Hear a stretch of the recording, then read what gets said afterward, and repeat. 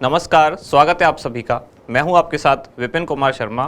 तो जैसा कि आप जानते हैं, राजस्थान का करंट अफेयर्स हम पढ़ रहे थे, जिसमें अक्टूबर और नवंबर वाली जो मैगजीन है उसमें से हमने कल समाप्त किया रिपोर्ट, मुद्दे, चर्चित स्थल और घटनाएं।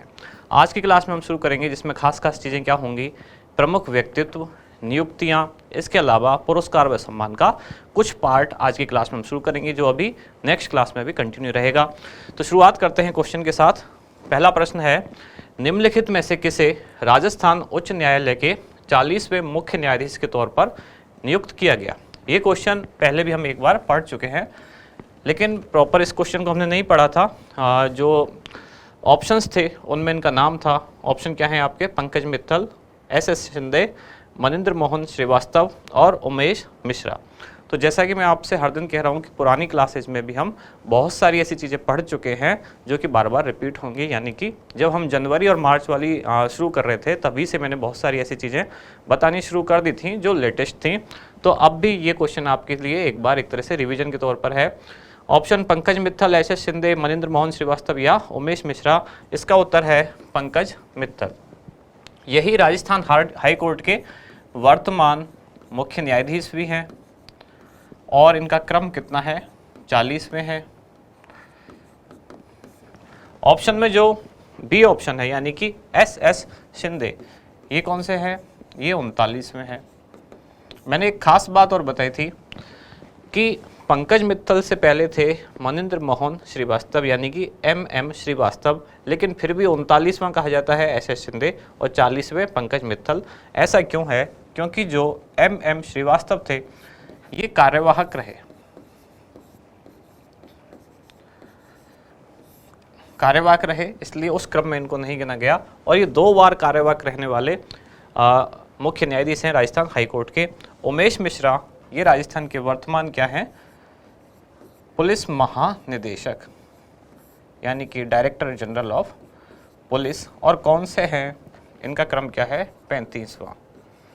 इनसे पहले कौन थे? तो मोहनलाल लाठर यानी कि ML लाठर। पंकज मित्तल के बारे में कुछ और जानकारियां जो मैंने पहले भी आपको बताई हैं कि राजस्थान हाई कोर्ट का मुख्य न्यायाधीश बनने से पहले ये कहाँ थे? Jammu and Kashmir high court के क्या थे? मुख्य न्यायाधीश थे।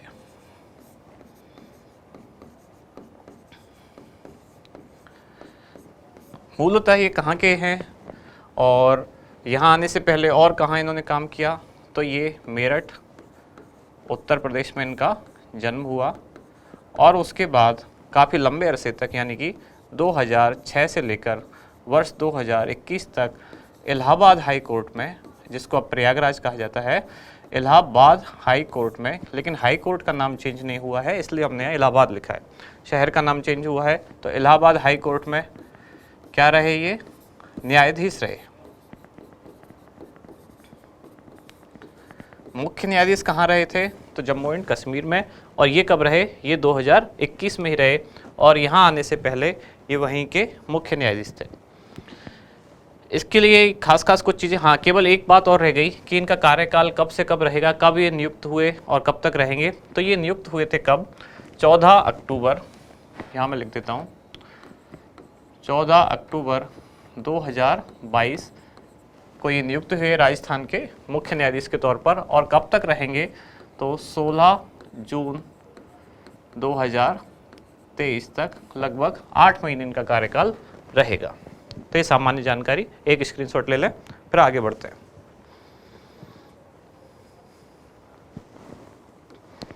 अगला प्रश्न है, निम्नलिखित में से किसे national federation of state cooperative bank यानी जिसे शॉर्ट में क्या कहा जाता है? नेप्सकॉप के निदेशक पद पर निर्वाचित किया गया? यहाँ ध्यान दें, यहाँ शब्द लिखा हुआ है निर्वाचित, और जबकि बात किसकी हो रही है? बैंक। तो आपके दिमाग में एक सवाल आना चाहिए कि बैंक में कब से निर्वाचन होने लगा, या बैंक के जो अधिकारी हैं उनके लिए कब से चुनाव होने लगे। अब इसको हम समझते हैं ऐसा क्यों है। पहली बात तो ये नेप्सकॉप क्या है? फुल फॉर्म तो यहाँ लिखी हुई है, national federation of state cooperative bank.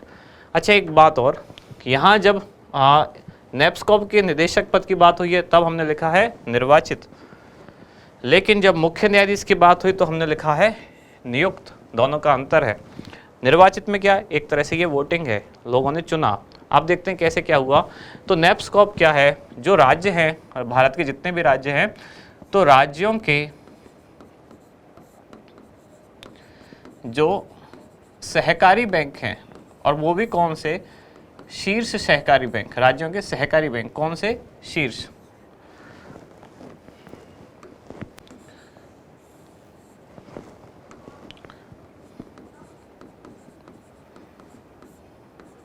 राज्यों के शीर्ष सहकारी बैंक,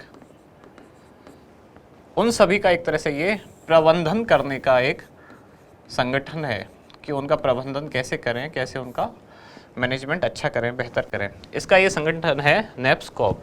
इनके जितने भी एक तरह से अब जो प्रबंध निदेशक हर राज्य के हुए, उन सब का एक सम्मेलन हुआ। कहाँ हुआ, तो आइजोल। कहाँ है आइजोल, कहाँ की राजधानी है, मिजोरम। मिजोरम में एक सम्मेलन हुआ आइजोल में, जहाँ मतलब इन हर राज्य के जो प्रबंध निदेशक थे वो पहुँचे हुए थे। इनमें से जिसे अपना निर्वाचित किया गया निदेशक, सब ने मिलके, वो थी कौन, श्रेया गुहा। इसलिए यहाँ निर्वाचित लिखा हुआ है, नियुक्त नहीं लिखा गया है, क्योंकि बहुत सारे जो हर राज्य के निदेशक आए, उन्होंने अपने निदेशक उन सब में से एक को निर्वाचित किया, उनका नाम है श्रेया गुहा। ये कौन है, ये वर्तमान में राजस्थान का जो सहकारिता विभाग है,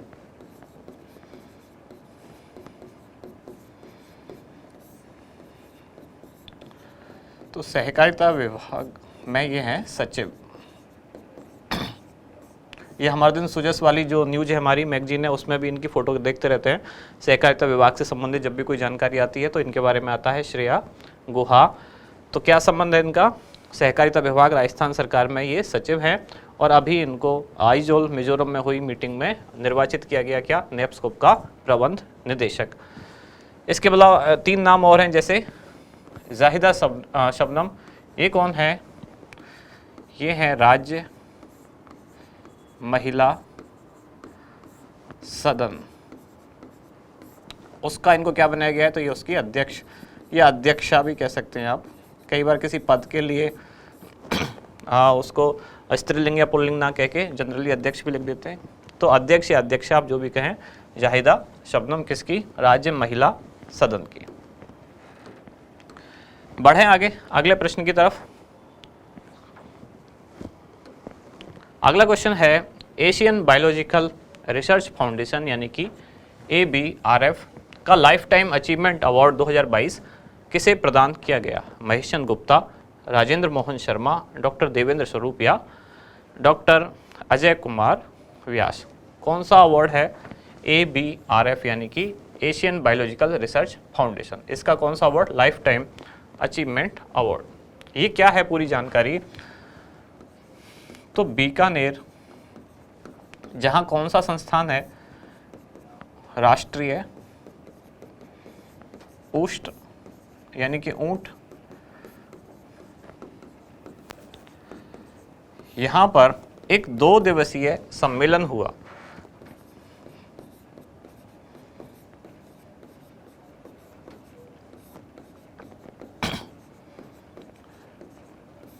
सम्मेलन किसने आयोजित किया, तो ICAR यानी कि Indian council of agriculture research या भारतीय कृषि अनुसंधान परिषद, ICAR द्वारा 2 दिवसीय सम्मेलन बीकानेर में आयोजित किया गया। सम्मेलन किस पर आधारित था, ओजोन परत का क्षरण और मानव पर उसका प्रभाव। तो मैं केवल शॉर्ट में ओजोन क्षरण लिख देता हूँ, ओजोन परत का क्षरण और मानव पर उसका प्रभाव, ये इसकी थीम थी। इस सम्मेलन का आयोजित किया गया यहाँ, और इनको यानी कि डॉक्टर देवेंद्र स्वरूप को क्या अवार्ड दिया गया, IBRF का लाइफ टाइम अचीवमेंट अवार्ड। कल की जो क्लास थी उसमें भी हमने इस संस्थान के बारे में पढ़ा था, राष्ट्रीय ऊष्ट संस्थान। इसने एक चॉकलेट बनाई है, और वो चॉकलेट कैसी है, उसकी खास बात क्या है कि वो ऊँटनी के दूध से बनाई गई है। एक तो बात यहाँ लिख देता हूँ, एक तो ऊँटनी के दूध से बनाई गई खास बात है उसमें, दूसरी मधुमेह के रोगी भी उसको खा सकते हैं।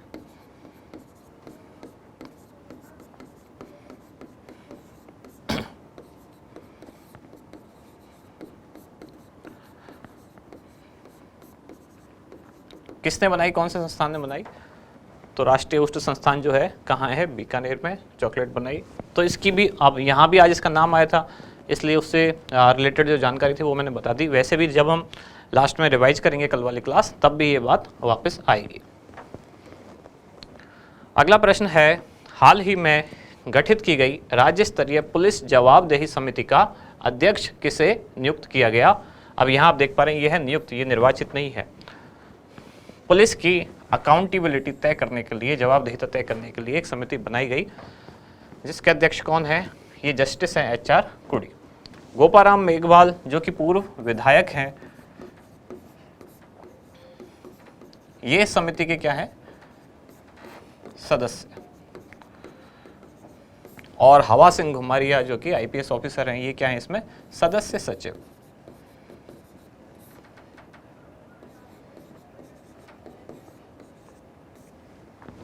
अनिल शर्मा, ये आप जानते होंगे, अगर सरदार शहर की जो सीट खाली हुई थी भंवरलाल शर्मा के निधन के बाद, तो ये उनके पुत्र हैं जो वहां से अब विधायक निर्वाचित हुए हैं।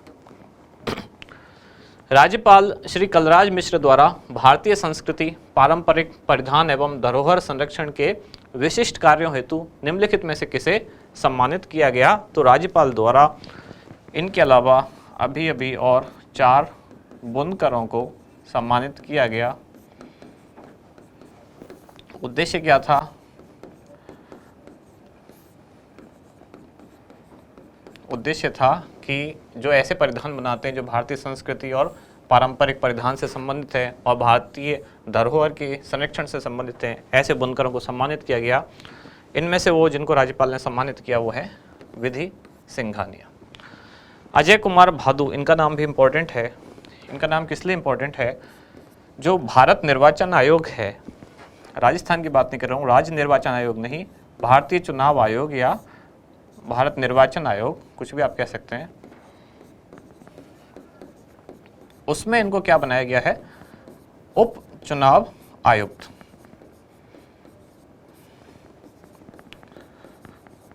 इसलिए ये नाम खास है। उप चुनाव आयुक्त बनाए गए किसमें? भारतीय चुनाव आयोग में। और ये कहाँ के रहने वाले हैं, कहाँ से संबंध है इनका? तो राजस्थान में सीकर। बढ़े आगे। 68वें राष्ट्रीय फिल्म पुरस्कार समारोह में पुरस्कृत फिल्म व्हीलिंग द बॉल के निर्देशक मुकेश शर्मा का संबंध किस स्थान से है? जयपुर, जोधपुर, उदयपुर या अजमेर? आपकी जो बुकलेट है अक्टूबर नवंबर वाली, उसमें ये व्हीलिंग ना लिख के ऐसे लिखा हुआ है विलिंग, तो ये विलिंग नहीं है, ये है व्हीलिंग। मैं स्पेलिंग लिख देता हूँ। फिल्म का नाम क्या है एक्चुअली? इसका नाम है व्हीलिंग, व्हील यानी पहिया, व्हीलिंग द बॉल, ये फिल्म का नाम है। फिल्म किस विषय पर केंद्रित है? तो जो लोग व्हील चेयर के सहारे जिंदगी गुजारते हैं, तो व्हील चेयर पर ज़िंदगी जीने वाले जो लोग हैं उनकी ज़िंदगी कैसी होती है, क्या उनकी परेशानियां होती हैं, क्या चुनौतियां होती हैं, तो व्हील चेयर पर जो लोग डिपेंड हैं उन पर आधारित ये फिल्म है। विषय क्या है? व्हील चेयर या व्हील चेयर पर आश्रित जो लोग हैं, इस विषय पर बनाई गई। निर्देशक कौन है? मुकेश शर्मा। क्वेश्चन इम्पॉर्टेंट है। इम्पॉर्टेंट किस लिए है? क्योंकि इसको राष्ट्रीय फिल्म पुरस्कार मिला है। फिल्म का नाम याद रखें, निर्देशक का नाम याद रखें, संबंध कहाँ से है? जोधपुर। कौन सी कैटेगरी में मिला अवार्ड? तो गैर फीचर फिल्म। फिल्में कई तरह की होती हैं, जैसे फीचर फिल्म, गैर फीचर फिल्म, डॉक्यूमेंट्री फिल्म, इस तरह की कई कैटेगरी होती हैं। तो गैर फीचर फिल्म में क्या अवार्ड मिला इसको? तो मिला बेस्ट एडवेंचर फिल्म गैर फीचर फिल्म कैटेगरी में, और डॉक्यूमेंट्री वाली कैटेगरी में, डॉक्यूमेंट्री फिल्म कैटेगरी में क्या मिला? बेस्ट एक्सप्लेनेशन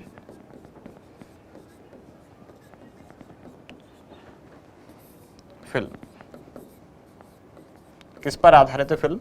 व्हील चेयर पर आश्रित लोगों के जीवन पर आधारित है। उनके जीवन की समस्याओं और चुनौतियों का ये वर्णन करती है।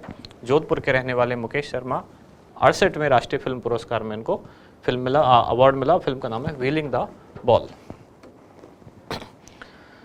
निम्नलिखित में से किसे राजस्थान राज्य क्रीड़ा परिषद का सदस्य मनोनीत किया गया है? अब यहाँ आप देख रहे हैं मनोनीत, क्वेश्चन में हर तरह की चीज़ें होती हैं, कभी निर्वाचित, कभी नियुक्त, कभी मनोनीत। तो किसको मनोनीत किया गया है?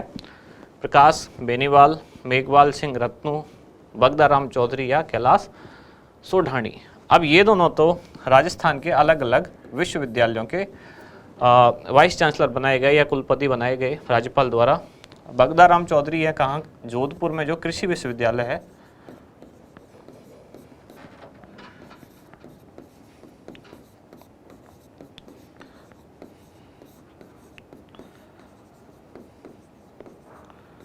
और कैलाश सोढानी ये कहाँ? तो कोटा में। कौन सा? वर्धमान महावीर ओपन यूनिवर्सिटी, उसका इनको कुलपति बनाया गया। प्रश्न का उत्तर क्या है? प्रकाश बेनीवाल। ये तो सदस्य मनोनीत किए गए, लेकिन राजस्थान राज्य क्रीड़ा परिषद अगर मैं पूछूं अध्यक्ष कौन है, तो पहले मैं बता भी चुका हूं अध्यक्ष कौन है इसका, या कौन है? कृष्णा पूनिया।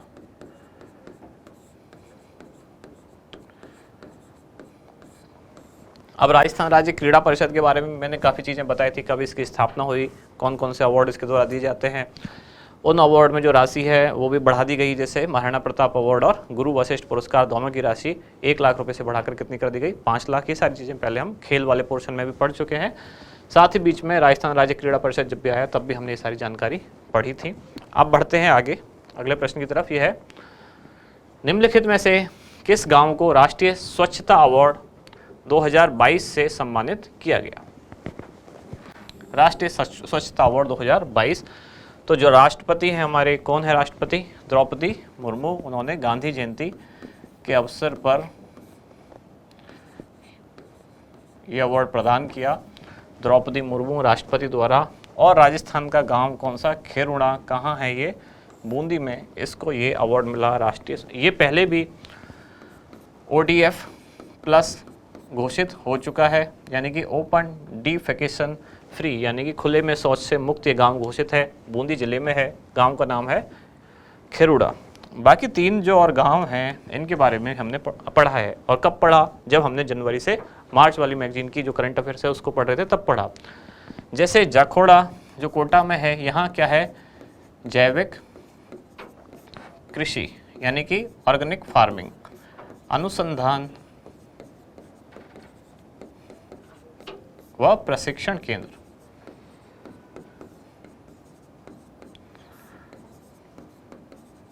ये कहाँ बना? जाखोड़ा कोटा में। दानपुर बांसवाड़ा, यहाँ क्या?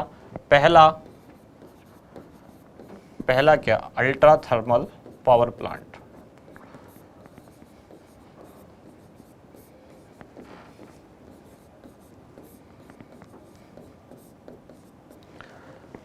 अब बात आई भटेरी बस्सी, इसके बारे में क्या जानकारी है खास? इसको जो सांसद आदर्श ग्राम योजना है,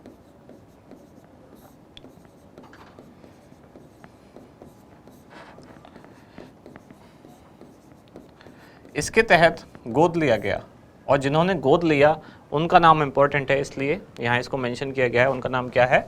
पूर्व प्रधानमंत्री हमारे डॉक्टर मनमोहन सिंह। सांसद आदर्श ग्राम योजना के तहत ये वर्तमान में राज्यसभा सांसद भी हैं, राजस्थान से ही। तो चारों गांवों के बारे में जानकारी याद रखें आप। अगला प्रश्न है, राष्ट्रीय स्वच्छता सर्वेक्षण 2022 के अनुसार 100 से अधिक नगरीय निकायों वाले राज्यों की श्रेणी में राजस्थान को कौन सा स्थान प्राप्त हुआ? तो ये कौन सी श्रेणी है, पहले तो इसको समझना पड़ेगा।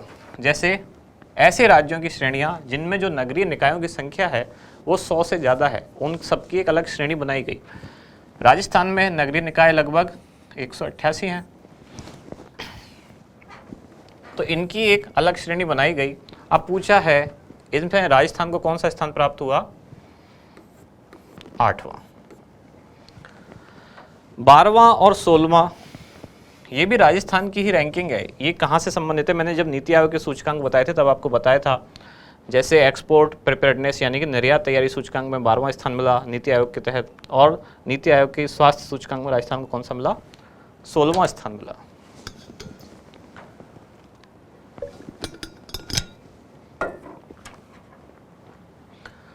तो ये हुई इसके बारे में सामान्य जानकारी। आपसे पूछा गया है कि 100 से अधिक वाले जो नगरीय निकायों की श्रेणी थी उसमें राजस्थान को कौन सा मिला, तो 8वां स्थान प्राप्त हुआ।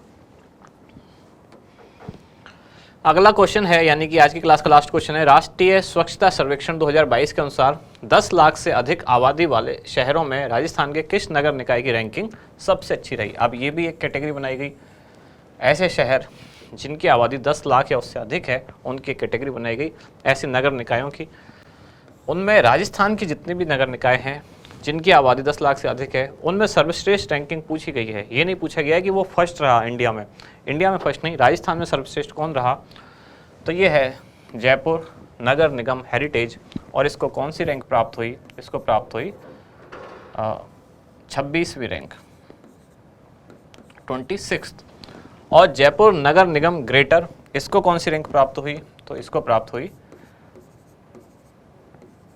33rd यानी कि 33वीं रैंक। जोधपुर नगर निगम, कोटा नगर निगम ये इस कैटेगरी में नहीं थे। ये किस कैटेगरी में आए, 1 से 10 लाख की आबादी वाले जो नगर निकाय थे, 1 से 10 लाख की आबादी वाले नगर निकाय, उनमें राजस्थान में जो सबसे अच्छा प्रदर्शन जिसका रहा वो था कौन सा नगर निकाय, जोधपुर दक्षिण।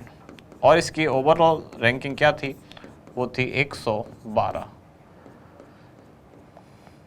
यानी 112, 112। और ये जो रैंकिंग थी इससे ये पता चलता है कि इस श्रेणी में राजस्थान का कोई भी शहर टॉप 100 में नहीं था। अब कल की क्लास एक बार रिवाइज कर लेते हैं। कल पहला क्वेश्चन क्या था, एमनेस्टी स्कीम जो रीको द्वारा संचालित है उसका उद्देश्य क्या है, तो इसका उद्देश्य था बंद पड़ी औद्योगिक इकाइयों को पुनर्जीवित करना। एमनेस्टी का मैंने अर्थ बताया था कि बड़े स्तर पर माफ़ी, यानी कि ऐसी औद्योगिक इकाइयाँ जिनका कुछ कर्जा बाकी है तो बड़े स्तर पर उनको माफ़ कर दिया जाएगा यदि वो 50% मूल राशि वापस देती हैं।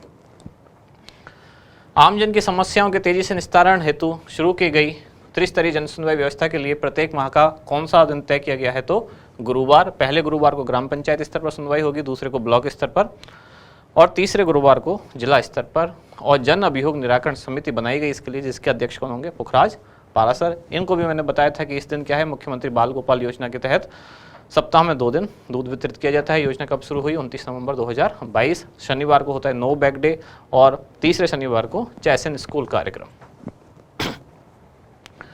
महिला सशक्तिकरण की दिशा में कदम उठाते हुए हाल ही में कौन से विभाग द्वारा प्रत्येक संभाग के क्षेत्रीय कार्यालय में एक पिंक डिवीजन की शुरुआत की गई, तो ये राजस्थान में जयपुर और जयपुर के मालवीय नगर डिवीजन में एक पिंक डिवीजन की शुरुआत की गई।